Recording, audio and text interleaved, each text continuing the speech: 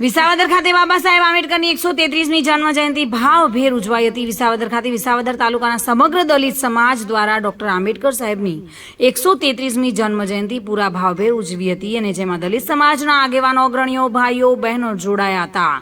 આ રેલી જૂના bus stand Ambedkar ચોકથી શરૂ થઈ વિસાવદર શહેરના મુખ્ય માર્ગો પરથી સરદાર ચોક ખાતે પહોંચી હતી, જ્યાં સરદાર વલ્લભભાઈ પટેલની પ્રતિમાને ફૂલહાર પહેરાવી ત્યાંથી રેલી પરત ફરી આંબેડકર ચોક ખાતે પૂર્ણ થઈ હતી। રેલીને ઠેર ઠેર જગ્યાએ સ્વાગત કરવામાં પણ આવ્યું હતું। આમ દરેક સમાજ અને ભીમ બંધુઓએ સાથ સહકાર સાથે શાંતિપૂર્ણ જન્મ જયંતિ ઉજવી હતી।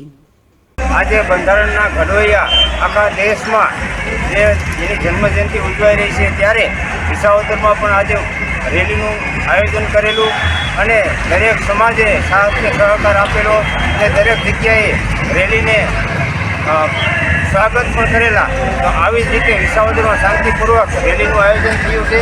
આવી જ રીતે દર વર્ષે પણ રેલીનું આયોજન કરીએ છીએ અને થશે પણ। જય સંવિધાન। શ્યામ ચાવડા સાથે bureau report, today Gujarati news.